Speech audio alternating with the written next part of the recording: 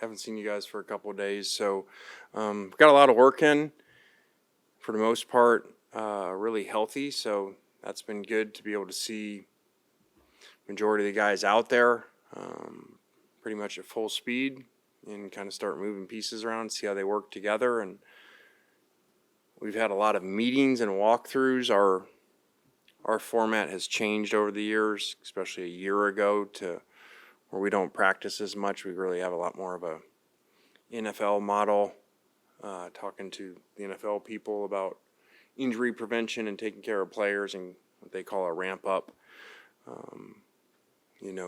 The first 5 days, which is dramatically different than the way it used to be, or that a lot of people still do. So it's a little frustrating because, for instance, in 5 days, we only practice 3 times. So that's a lot of meeting times and walkthroughs, but I think it'll pay off long term for the players' bodies. On schedule, ahead of schedule, behind schedule, where do you think the team is right now?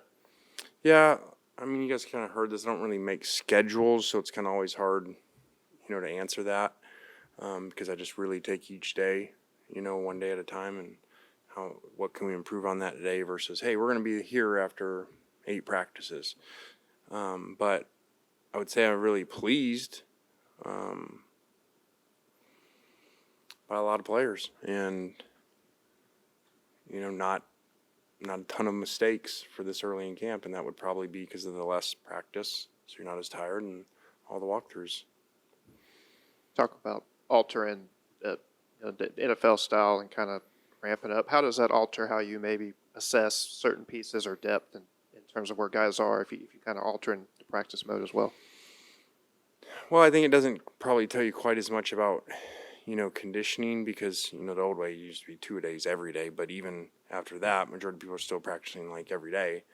And like I said, for 5 days, we only have 3 practices. So, and then the majority of camp, and even when they go back-to-back days in camp, usually it'll be a morning and then not till the night the next day. So, full day and a half off. So I do think you can't kind of tell as much as that, which is okay. That's why it's ramp up. You gradually get up there versus, just if you're going to run distance and you start training for distance, run 20 miles the first day. And this obviously makes a lot more sense. It's just against our wiring as coaches over all the years to do it, especially when you think back that you were doing 2 days every day. It's still very early, but are you starting to see any separation behind Jackson with Walker and Austin? I think that they've both done a really good job. A.J. Maddox has done a really good job too, and it's been really competitive in there. I think that all 3 are really smart and really do a good job handling and running the offense, which you'd probably expect more out of Walker, being the veteran of those 3. And but all 3 have done a really good job. Playing with Deion Smith, now eligible, do you anticipate him being out there in pads within the next couple of days or so, or when do you expect him to be back out there? I don't know. He's not cleared to be practicing, so. But you just said he's fully cleared, so maybe he is. I mean, normally John just says what people are, and stuff. So, maybe since you said he's clear, I'll go to compliance and tell him we're good. Are y'all working yet with the helmet? How's that going as far as the operation of it? Yeah, I think it's very different. I think that just listening, there is a major impact, but it's probably neutralized because both sides have it. I mean, the player with it, which obviously most of the time would be the quarterback or the middle linebacker, I think, for most people. Whatever that player is, I mean, it truly is like a cheat code. You're getting talked to, you're getting reminded of everything, which run, pass, gap, splits, alignments, what to check to. So it is a game changer, but I don't know that you're going to notice as much because I don't know that it's not kind of neutralized. I'm really ignorant on that process. Do you talk all the way through the play, or does it turn off? Or yeah. So it goes off at, I believe, 15 seconds, both sides, or obviously when the ball's snapped. But up to that point, which for us is the majority of plays offensively, you can talk the whole time. Only one person can talk to him? Yeah, I assume most would say the coordinator can talk to him. Head coach can also come in and talk too, but I don't really see that happening very much because to me you're getting to just too much information. And we've talked to our quarterbacks like, hey, make sure you're giving us feedback. Are we giving you too much that it's overload? So, but it is very different, and I think it makes the ability to play even easier, younger. You know, the quarterbacks, in my opinion, can play younger now because systems in general are faster and not as much verbiage and as the old school ways where quarterbacks had to sit around for a couple of years.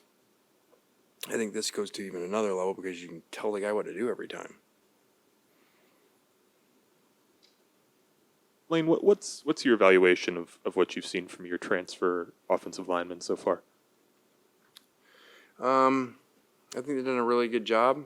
I mean, there's a number of them, and that group in general has never looked like this, where you're like, okay, hey, there's competition really at all 5 spots, and we've never had that where it's really competitive competition of guys that probably can all play really well at this level. So it's really good to have, and I think they've done a really good job buying in and competing. Did you set out to create that, or is that just kind of happened naturally through the year?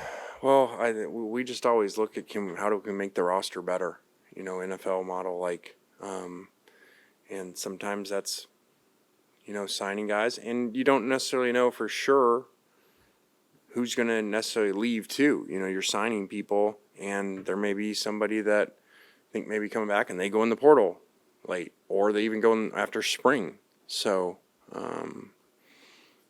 it doesn't quite maybe work exactly that you would think it would. And do you guys see Jaquan Scott as a center? I know he played a lot of guard at Southern Miss. Where does he kind of fit? He's played both here and has done a really good job at guard and center. So he's been a really good addition for us. I think he's a really good player.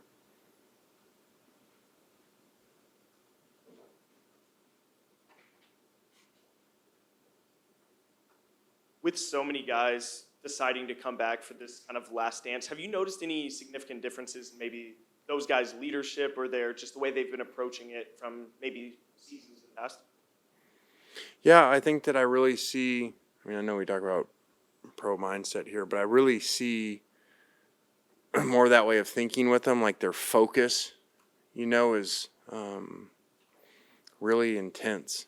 And, I mean, again, it's only a few days, but we've had an off season too, where we seem to have very, very little problems, you know, where guys aren't, you know, they're late or they're not, you know, into it and we got to get them going, you know, or loafing. Like guys seem really, really into it.